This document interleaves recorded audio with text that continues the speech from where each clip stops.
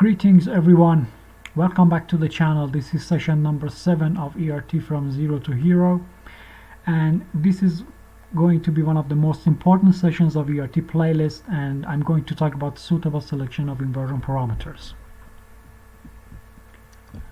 Before we start the topic, I'm going to tell you that you have to prepare the input data file yourself, and I'm not going to provide any description about the preparation of your data input file, because there are various data formats and options that you can utilize in REST to the end. You know, each array has its own data input format, and you may have combined arrays, you may use resistance or apparent resistivity values, you may consider the location of remote electrodes in the arrays like pole-pole or pole-dipole. You may have fixed regions, and you may have other options that you have to, or you would better use in your data inversion, and that is in fact provided in the software of the manual, and it is a comprehensive guide, so do check it out. You will definitely enjoy it the most. Now I want to discuss what we're going to say in this session. The inversion parameters directly influence your output results, so they must be checked and they must be selected wisely and appropriately. After preparing an appropriate data input, we select the inversion parameters, and then we will have the resistivity model.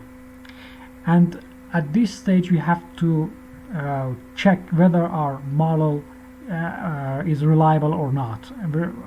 The model reliability checking, and then if it is acceptable, we will be able to propose the interpretations. Otherwise, if it is unacceptable or unreliable, we have to revise and correct our data input, or you may change some of the inversion parameters. Do these stages again under your in fact pass the model reliability checking criteria, and then you would be able to interpret your data. So in this session we're going to focus on suitable selection of inversion parameters.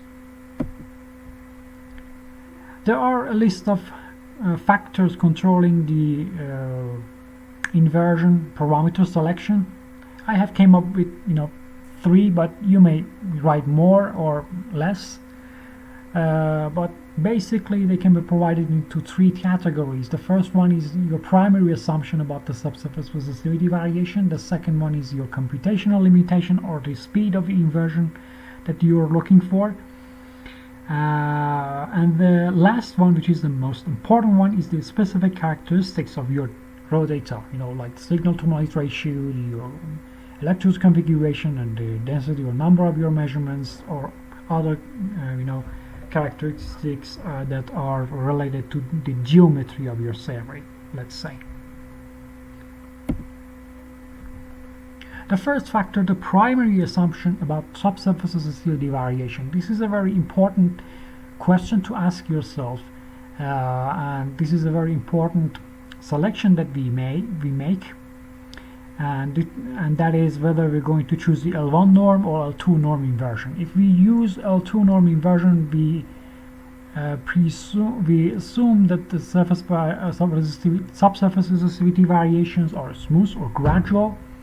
But if you think that you have a proper resistivity variations at the subsurface, you have to use L1 norm inversion. The L2 norm inversion is also called smooth inversion, and the L1 norm inversion is called blocky inversion. And what does it mean? In fact, in the blocky inversion, it means that you may have, for example, a cell with the resistivity of 10,000 ohm meter, and adjacent to that cell you may have a cell or a block with the resistivity of 5 ohm meters. So these abrupt resistivity variations are possible in the blocky inversion or L1 norm inversion method, but in the L2 norm the resistivity variations would be smooth, and it is not possible to have very sharp interfaces, and the interfaces and abrupt interfaces are going to be smeared with gradual decrease or increase. Here is an example about the highly resistive target, a rectangular block at the within the conductive materials from Dr. Luke and et al. I forgot the year, but here's the link. You can in fact download and check the paper. And in this case you see that if there is abrupt interfaces, the blocky inversion works better, and the smooth in fact inversion may lead to a little bit of an inaccuracy. I would like to point out that most of the time in the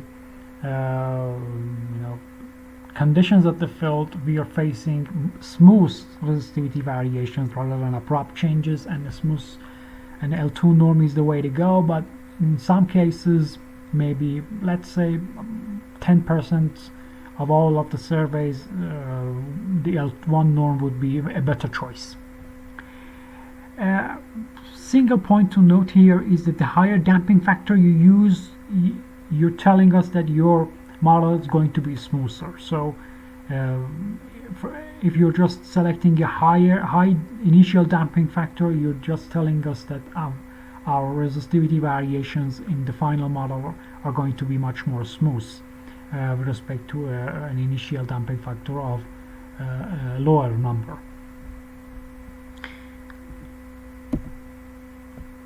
About the computational limitations, this is mainly applied for large data sets with thousands of measurements, and for primary inversion of these data sets, maybe you can use the incomplete Gauss-Newton methodology to save some time to see whether your primary model how would look like, how your primary in fact model would look like, and then adopt the best in fact inversion parameters to use the incomplete Gauss-Newton and wait a little bit longer to have your final model for interpretations. Also, in the first stage, it is usually recommended to avoid use of half of unit electrode spacing or the unit electrode spacings that are much less than your actual unit electrode spacing. And also, it is extremely recommended to it is highly recommended to splice your large datasets if your dataset is extremely large and you would have some problem in terms of performing it into your system. But these problems are not very common, and most of us are not going to face them at all. The specific characteristics of our dataset also plays a very important role in the selection of inversion parameters. This is probably one of the most important ones. And the first point here is the signal-to-noise ratio. If you have high level of noise, you may adopt higher damping factors, or you may in fact apply a filter on the raw data before doing the inversion. This is possible in the rest to the EVE software.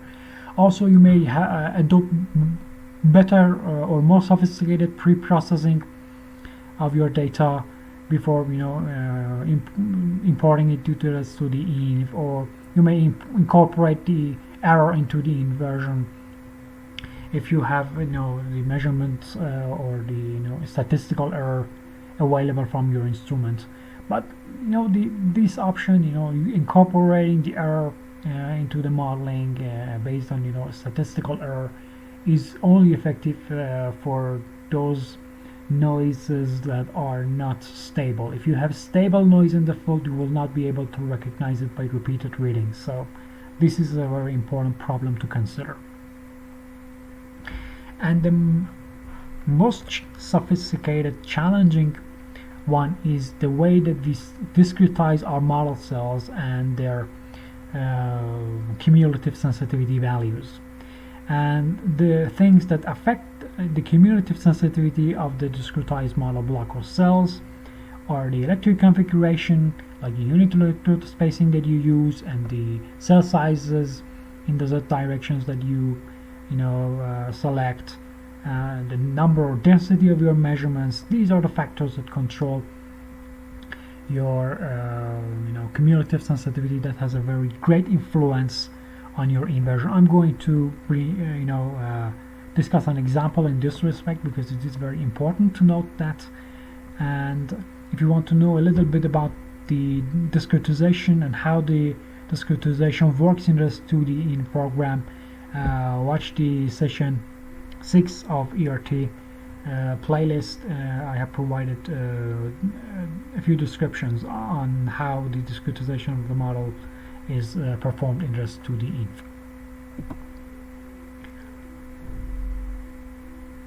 The model block sensitivity pattern has a dramatic effect on the inversion results, whether it is IP or resistivity, and it can prevent features from being imaged. It can introduce artifacts in the model. It may lead to unrealistic results. The non-uniqueness in ERT. You may have a model that fits your data, but it is not what is in fact present at your survey area.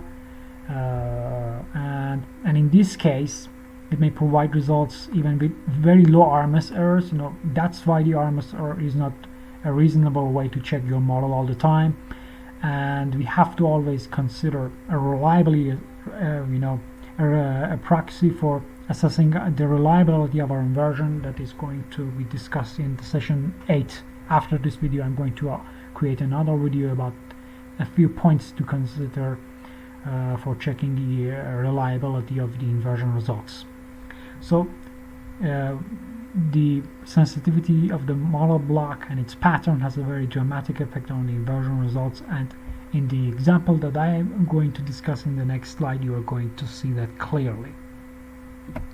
This is an example from 2D inversion of vertical electrical sounding data, and most of the data is gathered in a way that the electrodes could be located on 10-meter intervals, except those electrodes that are used for the surfacial measurements with smaller electrode separations, smaller MN and smaller AB values.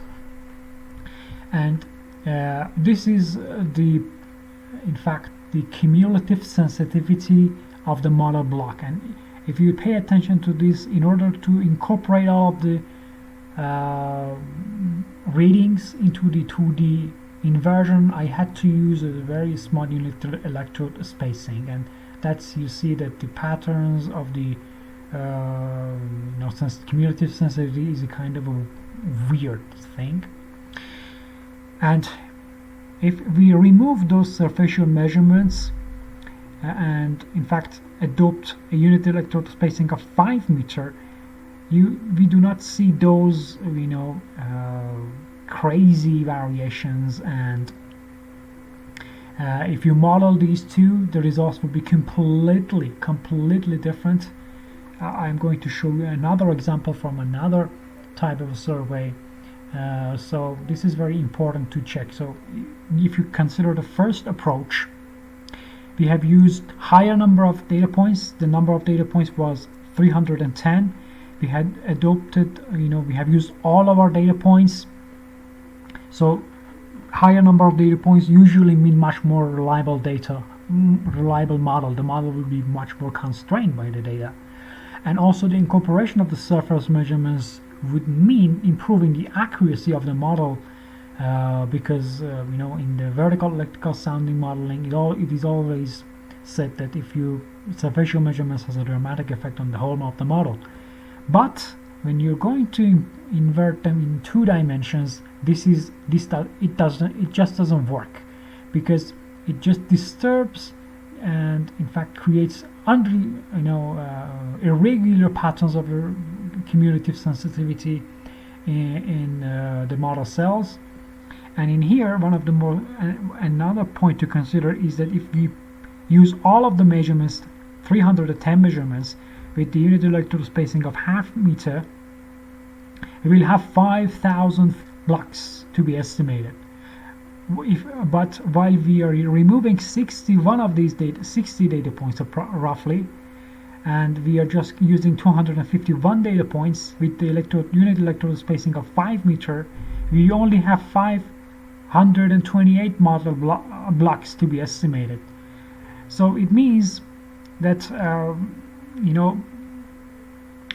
this is a very good point to consider, that we should not, in fact, increase the number of the blocks to be estimated with respect to the number of the data points that are available. As in this case, it creates crazy results. However, it is important to note that if you look at the error of these second approaches, the error of the first approach is even less. But in terms of the providing a realistic model, when you compare it to geology, the first approach model is just not going to be realistic at all, and the second approach is the correct solution. So if you have a data set such as this, be sure that your model is realistic, and you have to adopt a suitable discretization of the model blocks and a good cumulative sensitivity of the model blocks to gain a realistic model. And in this situation, only the second approach will result in a realistic model.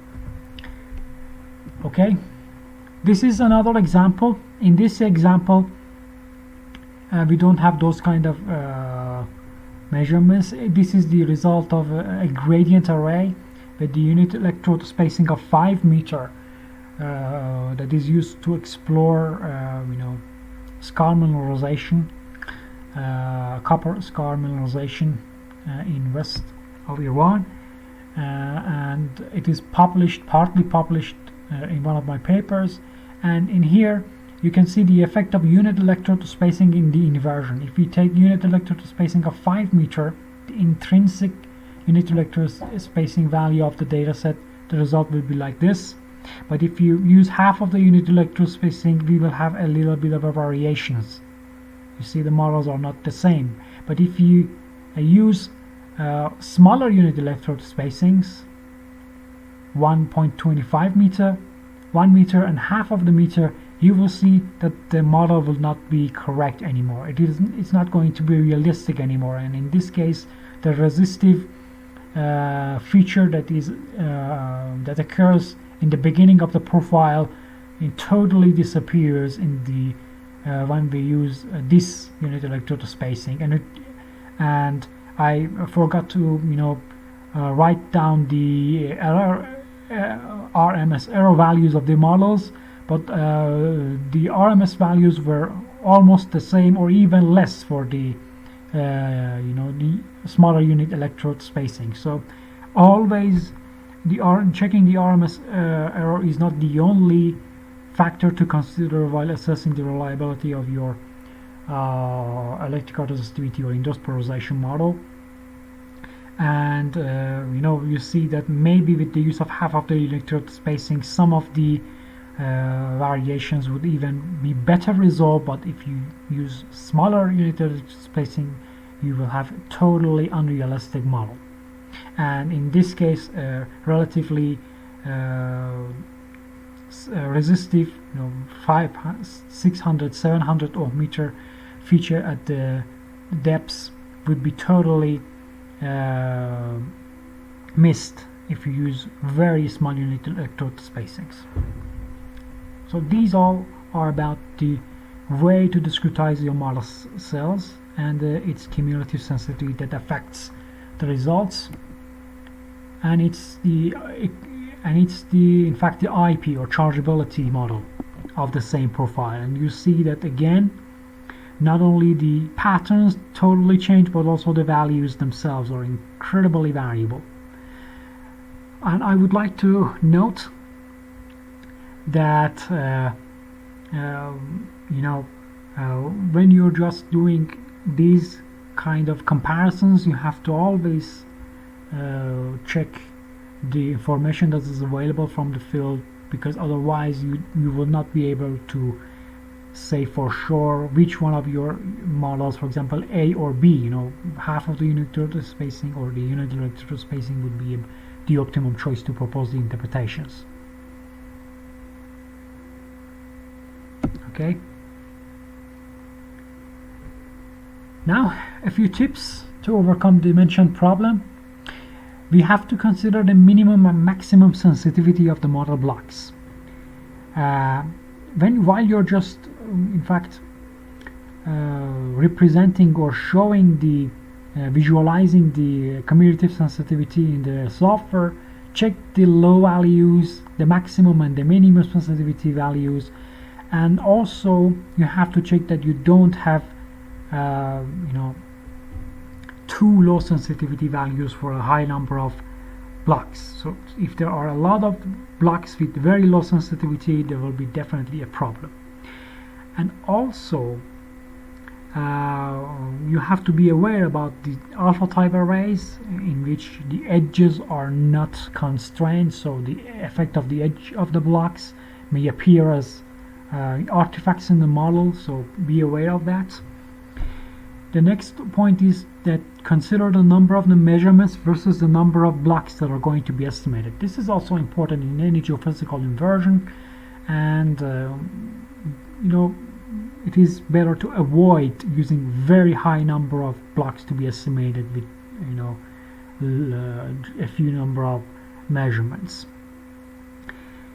Also, what is important is that you have to have a relatively uniform distribution of the data points in the solar sections. For example, if you have a very high density of data points in a part of a solar section and the other part is not like that, is not just like that, you may have some, in fact,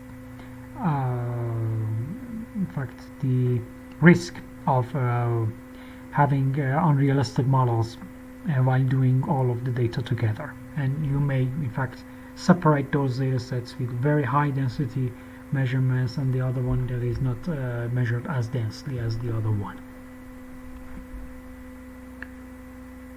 Also, in this respect, if you have a data set that uses very sparse measurements, when you plot the solar section so when you plot the data points according to the solar section x and y, x and z coordinates, if you have a data set that has very sparse data points, it is usually going to provide you an unrealistic model. So it also highlights the importance of suitable design of the survey in problematic conditions. And before the final conclusions, I would like you to remember that prior to creating the data input, pre-processing might be necessary. So you have to remove your extremely noisy data points, and this is especially important for IP data that is extremely sensitive to noise levels, and the pre-processing plays a key role in acquiring a good data input file. And in some cases, as I have discussed, some data points must be ignored to gain a realistic model. And I also pinpointed that the RMS error is not the only thing to consider while you're just going to evaluate your inversion. In the end, these discussions were in fact a relatively brief explanation of what I have read regarding ERT and IP. So I will provide two main references in the description of the video, so you can check it out yourself. Also, there are a lot of important tips that you can find in the journal papers published in the literature, so interested people might check those as well. And also be aware of the non-uniqueness. Always check your models with the available information, and and do other videos in the ERT playlist if you found this video interesting, because we have started from the main concepts and we've covered the necessary details that are required to know regarding the ERT data analysis and interpretations. Thank you for your attention, and if you enjoyed the video, please give us a like and subscribe to our channel. The next video is going to be about checking the reliability of ERT inversion results, and have a nice day.